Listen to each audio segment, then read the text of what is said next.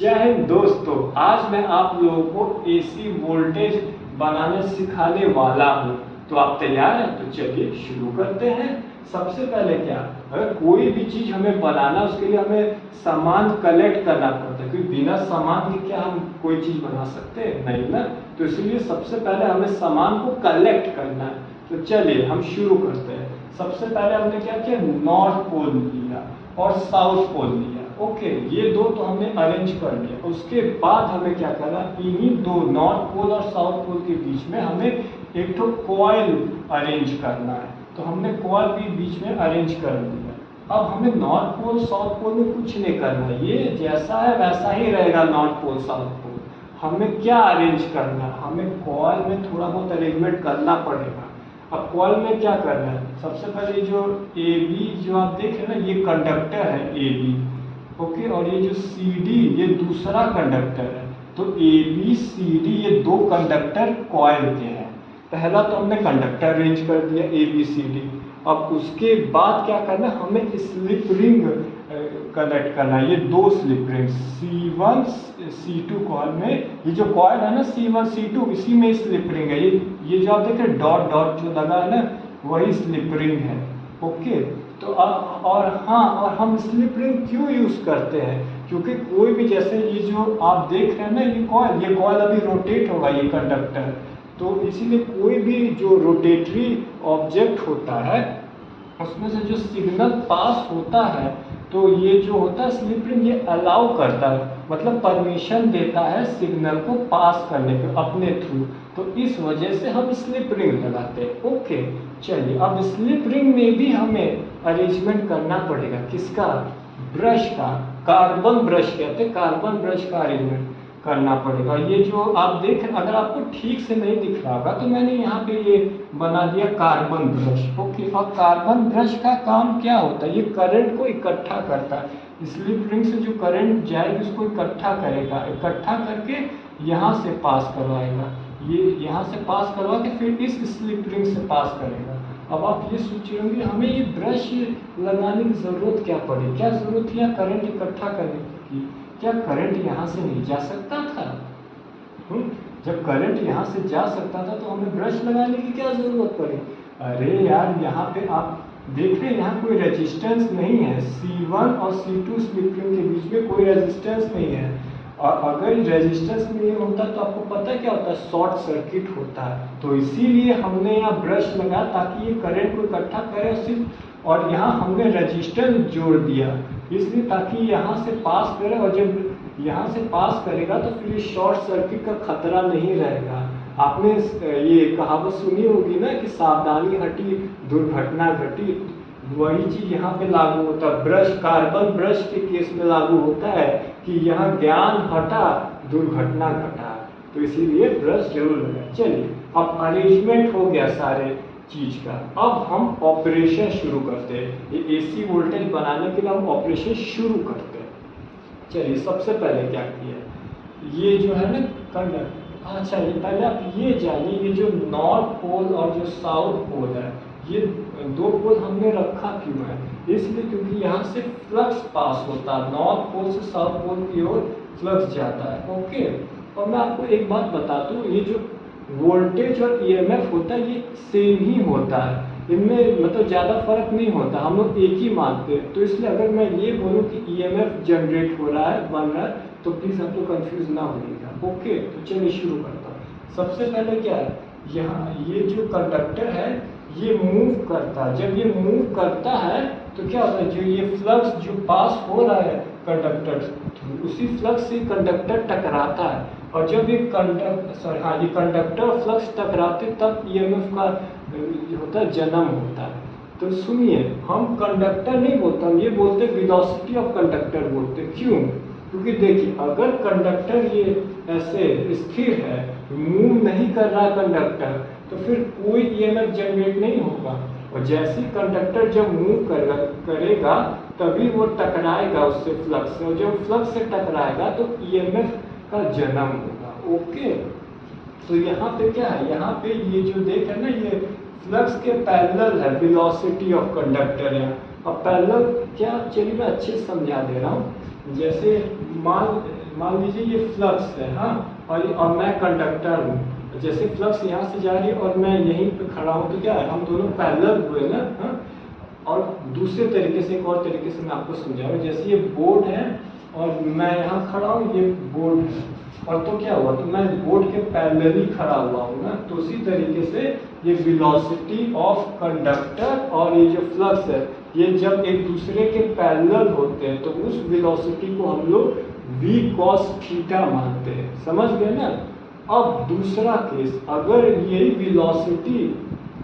Velocity of conductor अगर मान लीजिए फ्लक्स के परपेंडिकुलर हो तो उसे v sin थीटा कहते हैं, और जो v sin थीटा होता है ये काम की वेलोसिटी होती है। क्यों?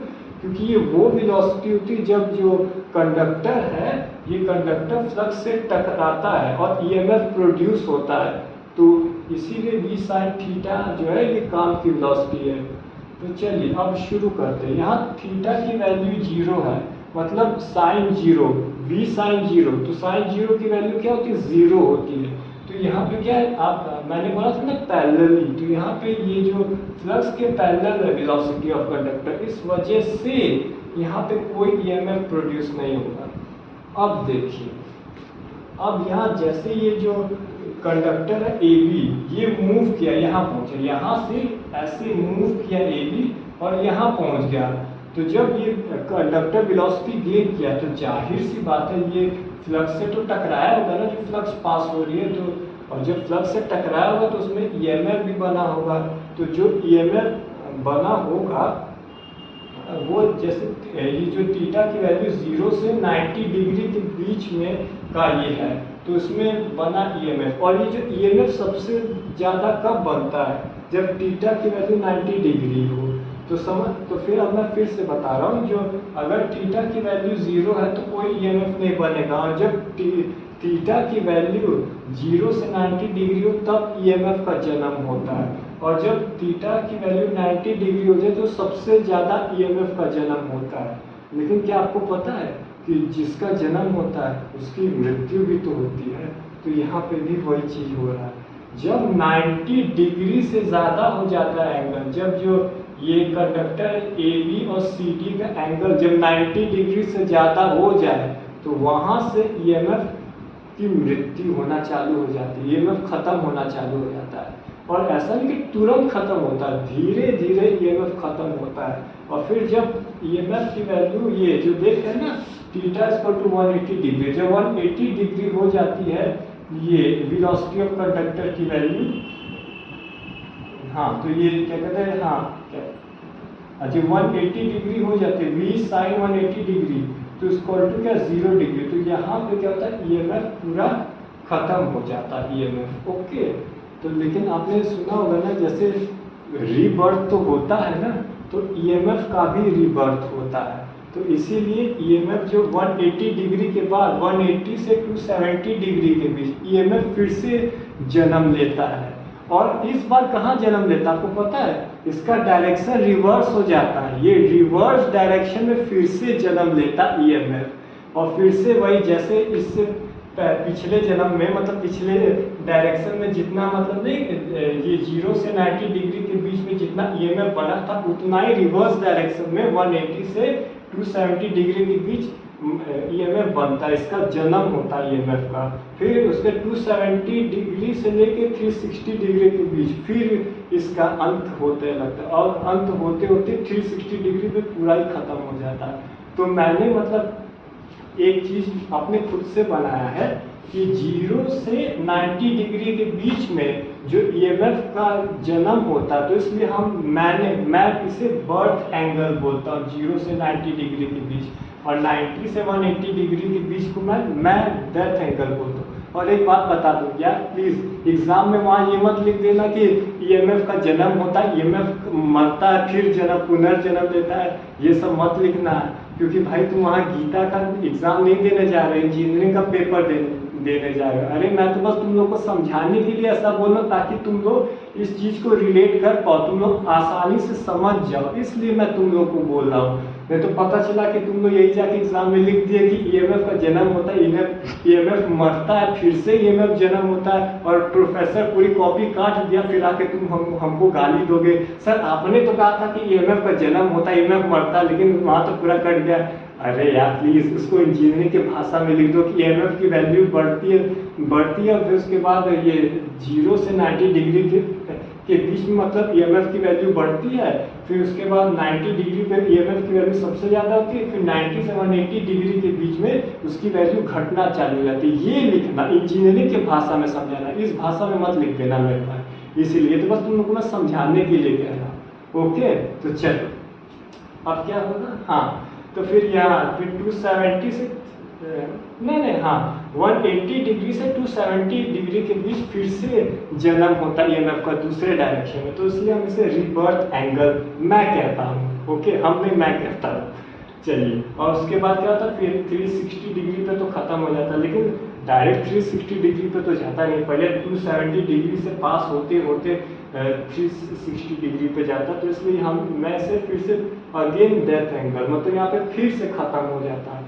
फिर उसके बाद क्या था, फिर यही जो है ना जन्म मृत्यु का चक्र फिर से शुरू होता है, मतलब फिर से वो 0 डिग्री पे नहीं रहता, फिर उसके बाद फिर 0 से 90 डिग्री, मतलब ये दोबारा फिर से ये होता है, फिर ऐसे करते करते ये घूमता रहता है। इस तरीके से एसी वोल्टेज बनता है। ओके, चलिए उम्मीद है आपको समझ में आया होगा। आज के लिए इतना ही। अगर वीडियो अच्छा लगा लाइक करिए, कमेंट करके बताइए, और प्लीज़ चैनल को सब्सक्राइब करिए और शेयर करिए।